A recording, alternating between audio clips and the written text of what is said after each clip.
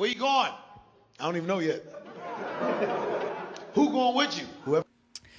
Hi, this is Teaching for Women. So the way you completely surrender to Yeshua, you don't want to surrender to Jesus. He's the one that came in his own name. But if you really want to completely surrender to the Messiah of the Bible, you need to go do what he told you to do in John chapter 5. He tells you to go search the scriptures, for in them you'll find your salvation. It's what was written of him.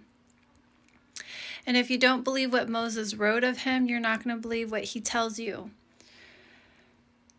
He was pointing you to go read Deuteronomy chapter 18, verse 15 through 19, through 19, and Acts chapter 3, verse 18 through 23. What was prophesied by Moses that the Messiah would come do. He was prophesied to end sacrificial law and refresh the covenant that was at Horeb, which is a parable of the life-giving water, the rock that you should build your house upon. Exodus 17, what they desired, what they chitted to Moses about was they thirst for water. That's the parable of the life-giving water that Yeshua told the Samaritan woman at the well about. It's also in the very last chapter of the Bible in Revelations 22, those that are thirst are able to drink from the waters freely. It was what they were baptized in under the cloud in 1 Corinthians 10, the 10 Commandments. Deuteronomy 4 through 6 tells you what was given at the rock of Horeb. And it was the 10 Commandments. And Yeshua gave you 2 commandments in Matthew 22, verse 37 through 40, where all the law and the prophets hang on those 2 commandments. He didn't give us new commandments. 2 John chapter 1, Yeshua tells you, I didn't write any new commandments onto you, women, but ones from the beginning, to love one another and walk in the commandments.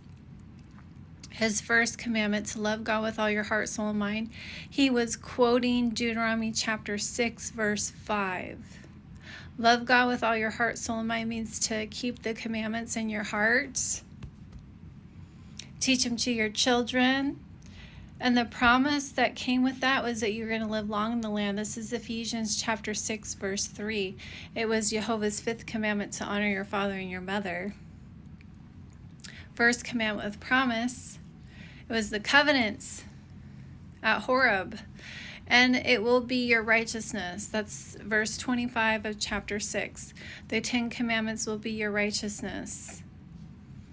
Romans 10 tells you that Jehovah's people are ignorant of his righteousness and have established their own.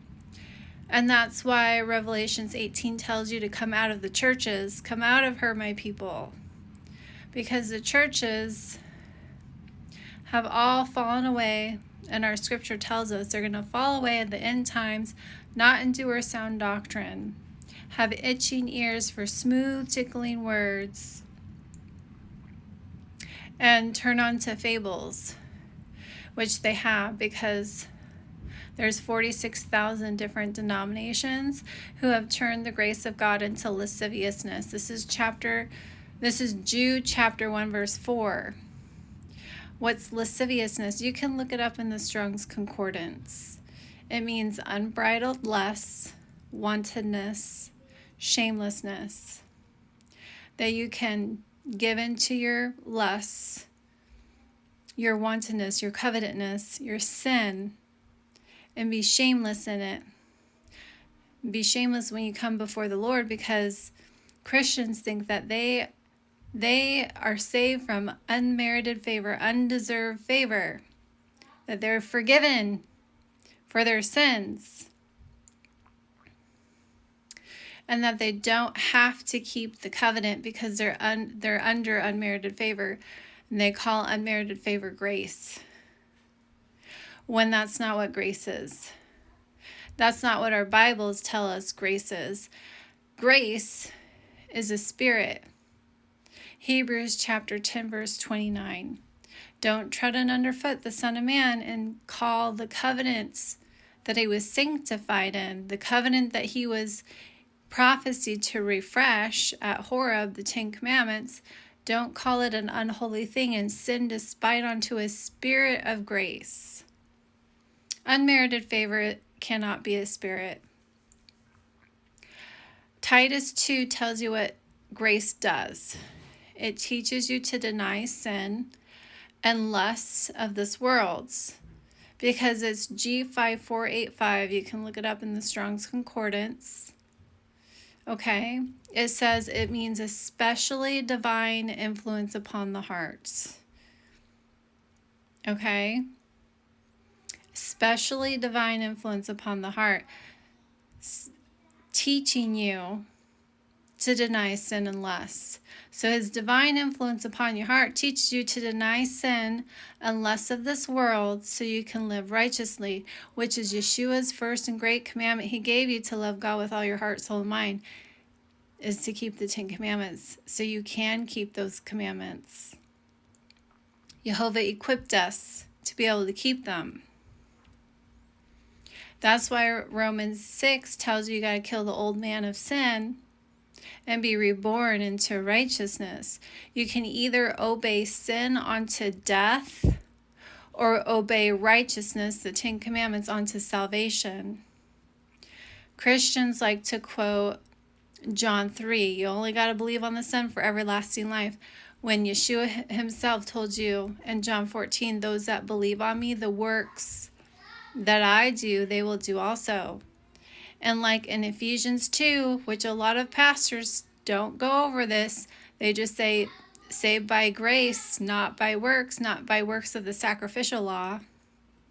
Because the sacrificial law was the law that was added to the covenant at Horeb, because after they did that verbal contract at the rock of Horeb, Moses went up on the mount to receive the 2 tables of stone with the 10 Commandments written on them. They transgressed with the calf. Then Jehovah gave Moses the 600 and some laws that he wrote in a book, the handwritten ordinances that you shouldn't live by, until it was finished. This is Deuteronomy 31. Until that seed should come which the promise was made. The promise that Yeshua would in sacrificial law refresh the covenant. Galatians 3:19. We still got to keep the 10 Commandments, and that includes keeping his Sabbath. That was his 4th commandment. Because all these denominations have turned the grace of God into lasciviousness, they break his 4th commandment. If you break one, you break them all. And it's the easiest one to keep. You just got to change the day. No buying or selling. No working. It's a day of rest, a day of healing. He blessed that day, and it's his sign between him and his children. Genesis 2, bless the day. Exodus 31, verse 16 through 18.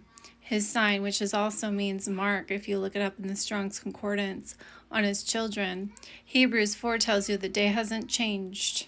For if Yeshua had given them rest when he had spoken of another day, therefore remains a rest. Read Hebrews chapter 5, verse 9.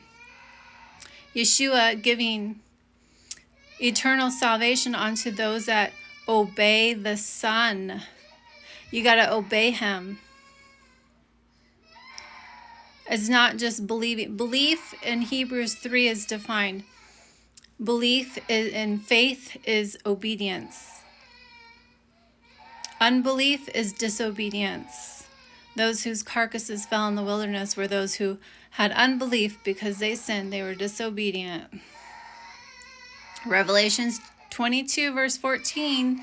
Blessed are they who keep the commandments, that they have right to the tree of life and are able to enter into the gates of the city. And 1 John chapter 2, those that they say that they know him. And this is how we know him, when we keep his commandments. And those that say they know him and don't keep his commandments are liars, and the truth isn't in them.